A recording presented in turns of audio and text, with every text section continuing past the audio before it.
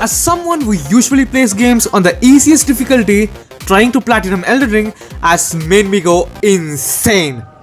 I have already died 235 times just to collect 10 out of the 41 trophies required to get the platinum. Yikes. But for the most part, what I did in the first video was in preparation for what was to come. I was hard stuck against Mog the Omen, but the best part about Elden Ring is that you can go about killing the bosses in any order you want. So I went to the Carrion Manor towards the next trophy boss, Royal Knight Loretta. While it took me some time to get used to attack patterns, I eventually got her. But then I completely missed a main story boss, Margit the Omen King. Since the Omen was already giving me a headache, I was not the most happiest person to see the Omen King. But then since I did so much to try to defeat the Mog, this happened.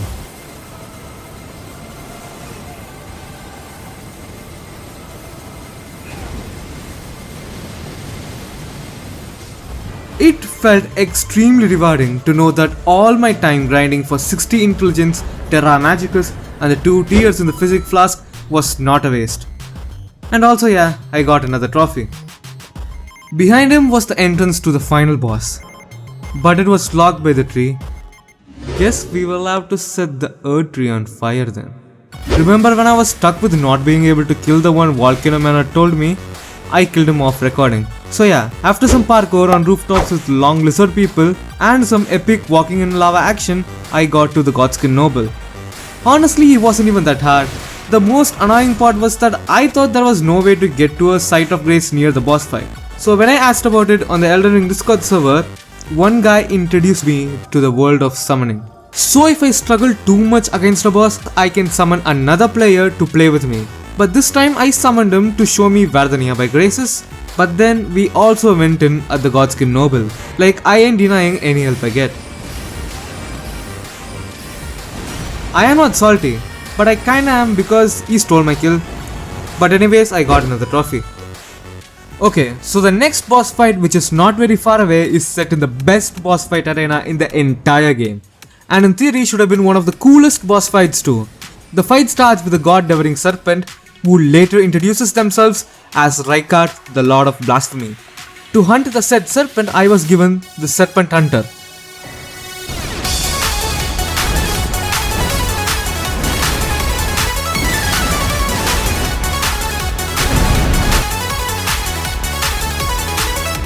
According to the countless videos I have seen on this boss fight, if I just spam this attack, the boss should get stun locked and it would be an easy fight. Time for the excuse, but I actually play my PS4 using the remote play app because I cannot bring in an actual monitor into my dorm room without breaking the rules. So this introduces quite a bit of lag, making it impossible for me to replicate what the videos tell me. After an eye-watering 65 attempts, I could not take it anymore. So I decided to summon somebody to help me. We still lost once before finally defeating Rykard and getting another trophy. Then I went after General Radahn, which was another one of the most cool boss fights in the entire game. This one truly felt like I was in the middle of a war. It starts with this purple Gallic gun, then I summon these NPCs who will fight alongside me to defeat Radahn. While I was killed like 5 times, little did he know, his Gallic gun is no match for my Kamehameha.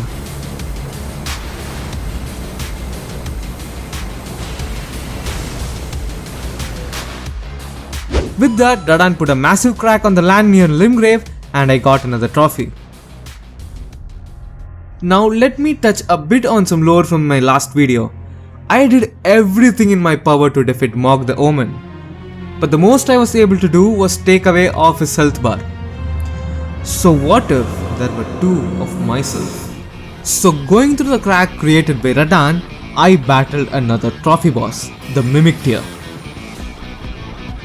This was one of the best battles of my entire playthrough.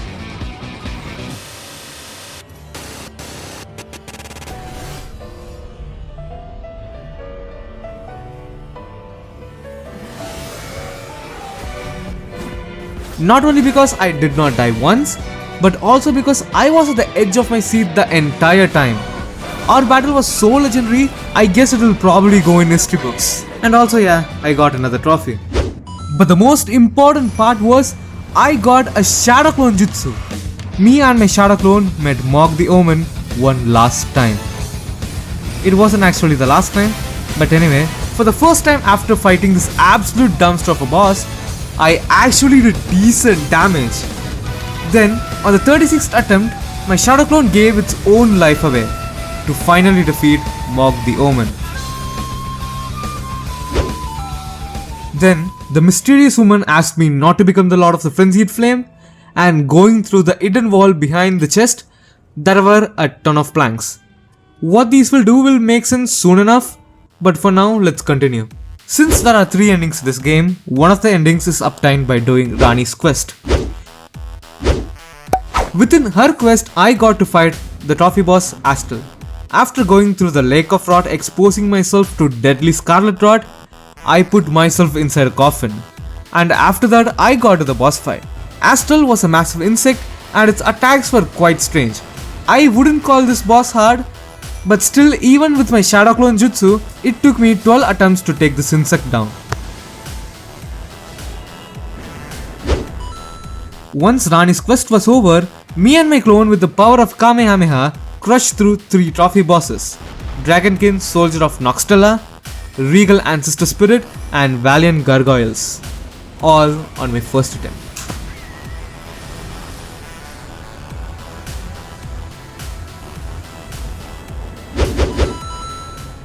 Then I reached Mog again, but this version was the Lord of the Blood. He uses this one attack which is unavoidable. That takes all my health and gives it to Mog, and to survive that I need to check on my health flask the whole time. Even with my upgraded Shadow Clone, I couldn't kill him after 19 attempts. Due to my previous experiences with Mog, I just wanted to get over with him quickly. Then I saw this year-old video to basically kill him by a glitch. It is a year-old video. They probably patched it, right? At least that is what I thought. And yes, I got the trophy. Northeast to Leyndell, I was at the Forge of the Giants and faced the Fire Giant. After facing him, I felt like my magic was useless. Since my roots were samurai, I went to a nearby temple and killed this invader and got the Blood of River Katana, which is one of the best katana in the game, which inflicts some epic bleed status effect. But then I had to respec my character a little bit to be able to use it. Going through Celia's Crystal Tunnel, I got all the Somber Smithing Stones from +1 to +9. After which I upgraded my katana to +9. Then after some quick killing spree, testing out the new katana, I went back to the Fire Giant. And this time I got him to the second phase. But then, again in the second phase, my katana was not that good against him, because of all the fire that attacked me from every side. So I took a break and did some exploration for the 5 trophies that you get for the collectibles. I got the Ancient Dragon Smithing Stone and maxed out my Rivers of Blade Katana to +10 and got the trophy God Slaying Armament. After that, I went around the map to collect all the legendary armaments, with which I got to another trophy boss who also drops the legendary armament I came for, Elemer of the Briar. Since I got too overpowered at this point, I got him in my first attempt.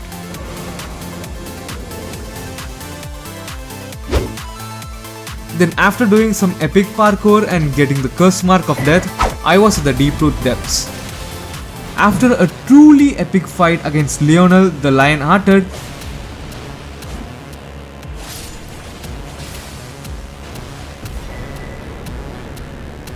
I was able to enter Fia's deathbed, where I fought the Lich Dragon 40 sacks. On my 4th attempt, I managed to Kamehameha cheese it for the most part and got the trophy for defeating the dragon. Then I went back to the Fire Giant. After trying out various different strategies, I came up with a game plan. In the first phase, I am going to be using my katana. Then, in the second phase, I will be using my Shadow Clan as a bait and use Kamehameha from the behind. But before executing this plan, I was in dire need of a better staff. I got a Regal Scepter staff for defeating Renala. And I went on a journey to get all the somber smithing stones with which I upgraded it to +9. Then I faced the fire giant again. The plan went pretty smooth.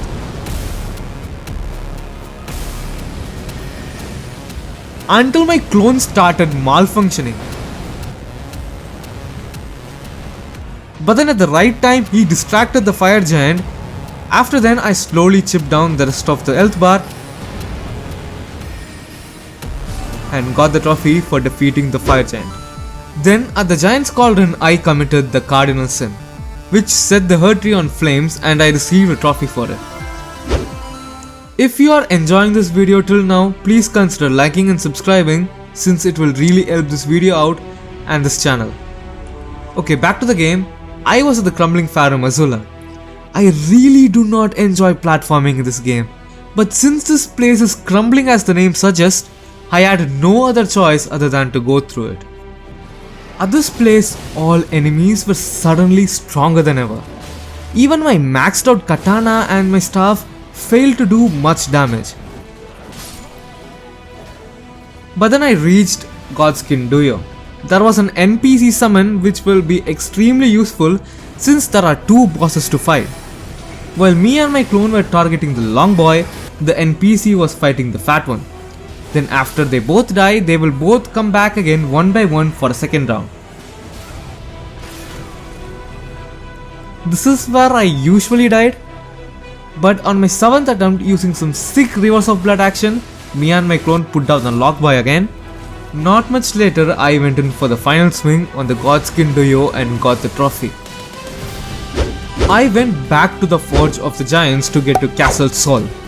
While I got another legendary armament for the collectible trophy here, I also met the next trophy boss, Commander Neol, and his 2 bodyguards. After using some Kamehameha action and some epic dodging, I got the trophy for defeating Commander Neol. Using the lift behind him, I got the other half of the Alictree medallion to face the hardest boss in Soulsborne history. But before that, we need to get there. I got to the consecrated snowfield. With fog covering up everything, I barely made it to Ordina, liturgical town. Here, I had to do this very annoying part of lighting up fort lamps while these snipers and invisible enemies were all over the place. After finishing one of them for good, I was finally able to get to Miquella's Haligtree to face the blade of Miquella. But before that, the saxophone squirtles are back. And later, after some very annoying platforming, I got to the Knight of Alictree, Loretta. It is the blood and flesh version of the hologram one I fought earlier at the Carrion Manor. After some epic Rivers of Blade slices, my clone stole my fucking kill. Fighting her was actually so easy that it almost felt like Miyazaki slept during the development of this fight. Little did I know, it was the calm before the storm. After soaking in some insane scenery, I was at this place filled with scarlet rot. It took me 9 attempts to get through this place to meet. I am Melania, Blade of Miquella. She is apparently the most hardest boss in Soulsborne history. And I have never known defeat. And who the fuck am I to disagree?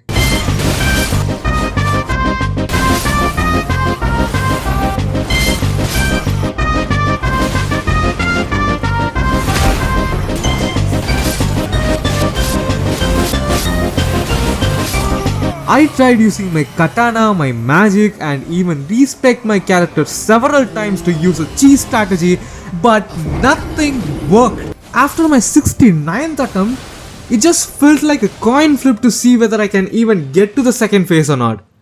So accepting defeat, I just summoned this guy from Discord, and we still died again and again and again. So on my 78th attempt, I finally decided to summon some random guy in front of the mist. And little did I know, I summoned the Let Me Solo Her of PlayStation. I spectated the fight as these two went ham with her. As Poco perished, Kane was still going strong. Even after many waterfall dances, he was just as hard as a rock. After the most shameful try to steal the kill, I thanked Kane for his immense help in defeating Malenia. And yeah, I got a trophy for watching a fight, I guess. Now going back to Crumbling Pharaoh Mazula, all I have to do is beat this one boss to progress the main story. But since I am aiming for the platinum, I have to kill the Dragon Lord Placido Sax in the second most epic boss fight arena in the entire game. Its attack patterns are pretty basic. It does some lightning attacks, some flamethrower attacks, this lightning slash attack, this laser attack. But the most infuriating one out of them all is the attack which I'd like to call the PS4 stutter attack. Because it is not only difficult to dodge, but also drops my PS4's frame rate to sub 20 and maybe even 15. Also, the worst part about this boss is that every time I die, I will have to go through all of these stupid birds, this random dragon, this guy with a stupid boomerang, and go through the worst platforming in video game history. But then, only if I went a little further, there's another grave site nearby which would have made the entire thing so much more easier. While I admit that it was my mistake not knowing that there was a grace nearby, I summoned this guy who helped me distract the boss away when I finally Kamehameha finished the Dragon Lord and got another trophy. Then, to complete my collection of all the legendary armaments, I have to kill this NPC guy who stood by our side to kill the Godskin Doyo. It was a very sad gamer moment. Until he killed me 7 freaking times, so I just threw him off the fucking bridge and got the trophy. Since a lot of the map will change after the next boss fight, I went on to get all the legendary talismans, sorceries and ashen remains. I collected all the talismans except for one which I can only get after the next boss. Then I went on a hunt for all the ashen remains. Remember when I told you Malenia was the hardest boss in Soulsborne history? Scratch that, because this right here is the true hardest boss in the entirety of the Soulsborne genre. Then I killed some more bosses, Kamehameha'd this guy and got the trophy for collecting all ashen remains. Then killed this guy, then these 3 crystal people spoke to this person, got through these giant ants, walked on some invisible bridge very carefully and shot some turtles to get the trophy for all legendary magic. After this I had only 2 more boss trophies left to go. One for defeating Malekith and the other for defeating Haraloo. Back again at the Crumbling Pharaoh Mazula, going past the Tree Sentinel, I met the Beast Clergyman. And on my first attempt, I fell through the fucking gap. My strategy was to basically immediately go behind this pillar and summon my clone, and after taking the Beast Clergyman out, he transforms into Malekith the Black Blade. Malekith's attacks were way too fast, making it impossible for someone like me who uses remote play to dodge them. But since he was one of the main story bosses, I really wanted to defeat him without a player summon. So I apologize for the quality of the next part, because I felt like my phone had better input lag than my laptop, and so decided to play on that. But whenever I use screen recorder on my phone, the gameplay lagged very badly, so I recorded the screen with another phone. But hey, at least the good part is that I was actually able to dodge his attacks and give him his final punch he desperately needed after 24 attempts.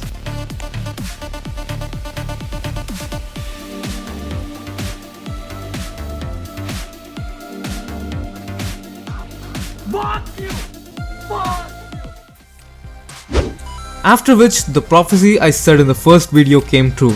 Leyndell was destroyed. After some epic dodging action, I got the final talisman and got the trophy for collecting all the talismans. Then it was time to collect the final boss trophy. At least that is what I thought before being interrupted by this random guy who is butthurt that a Tarnished is about to become the Elden Lord. This guy Gideon uses almost every spell in the entire game, or at least it felt like he did. He uses the Dollar Stone versions of Malenia's Petal Attack, Mog's Blood Attack and Loretta's whatever the fuck this attack's name is. It was actually time to collect the final boss trophy. But then I was legitimately confused why I was fighting Godfrey's Blood and Flesh version, only to later discover Godfrey was Haraloo after all. Dude, this thing is so broken. Guys, it was the second to the last boss and I expected some actual resistance. And our guy got melted on my 4th attempt. Like damn, I'll take it. I was one boss fight away from the platinum. After more than 100 hours of gameplay, I was at the Herd Tree again and entered it this time.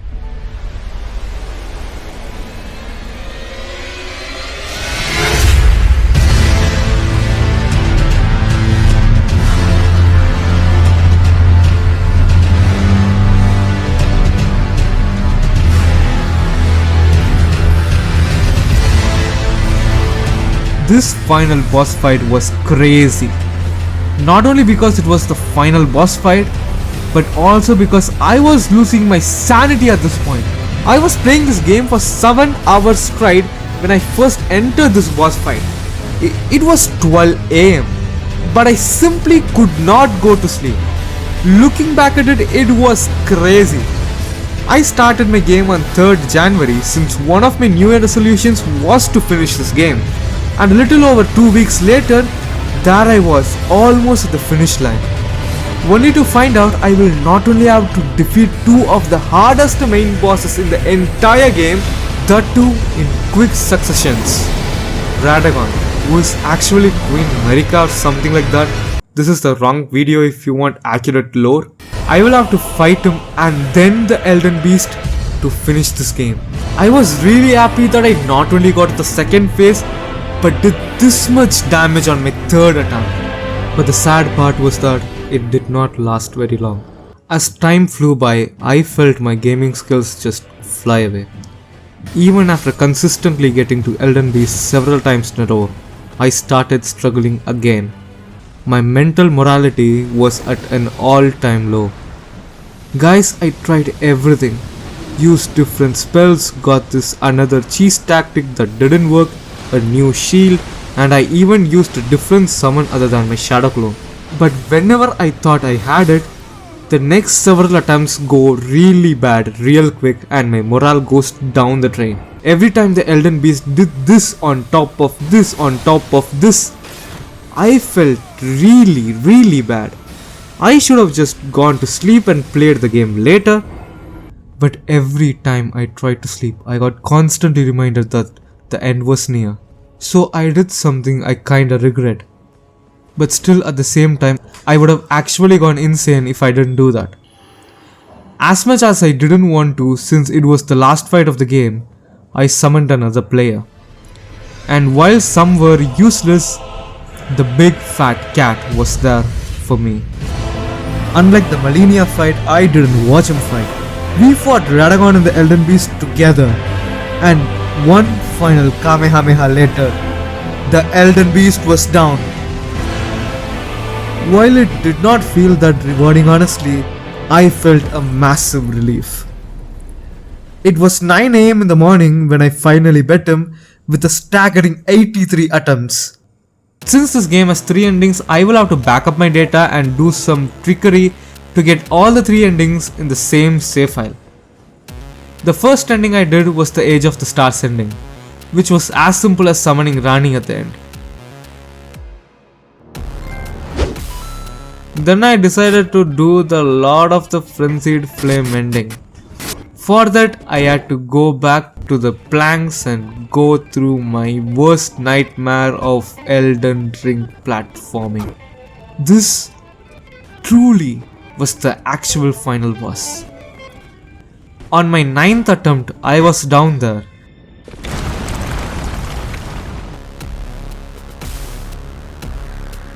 And got the trophy for the frenzied flame ending. And finally, the actual ending I wanted for my first playthrough. Ever since I first entered the lands between, I was destined to become the Elden Lord. And so, I became one.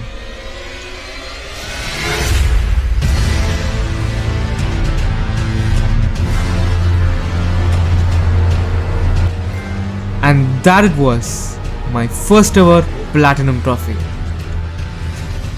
And still I had so many things, so many secrets, so many dungeons, so many bosses and so many playstyles left to explore in this massive game. Also, I still have to beat the game all by myself. As someone who has always played games on the easiest difficulty, I never understood Elden Ring. But now I understand that it is more than just a game. It is a testament to how insane an open world can be.